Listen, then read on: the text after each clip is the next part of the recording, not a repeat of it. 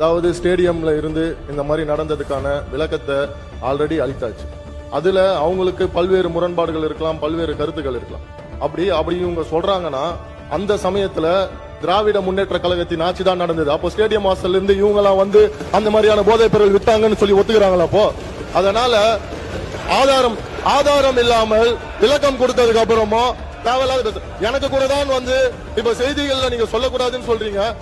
என்னோட அதாவது என் துறையை சார்ந்த கிட்டத்தட்ட அரசு வேலை கொடுக்கறதா சொல்லி 888 கோடி ஊழல் பண்ணிருக்காங்க. எனக்கு பல்வேறு முரண்பாடுகள் இருக்கு. கோர்ட்ல இருக்கு சப்ஜெக்ட், கோர்ட்ல இருக்கிற சப்ஜெக்டை இவர் கூப்பிட்டு பேசுறது எப்படி சரியா இருக்குமா? புல் விளக்கம் நான் சொல்ல முடியுமா அதுக்கு? எனவே அதை அவை குறிப்பில் இருந்து நீக்க வேண்டும். ஒன்று. ரெண்டு, அவரை பத்தி சொன்னதுக்கு நீங்க பதில் சொல்லுங்க. அதை விட்டுட்டு ஏன்டானா நீங்க மத்தவனை பத்தி பேசிருக்கீங்க. உன்ன நீங்க எடுத்தீங்களா அந்த கார்ல தண்ணீங்களா அது என்னன்னு சொல்லுங்க. கார்ல தண்ணீங்களா அது என்னன்னு சொல்லுங்க. கார்ல தண்ணீங்களா அது என்னன்னு சொல்லுங்க. அவர்தான் அவர் சார்பா நான் சாரி.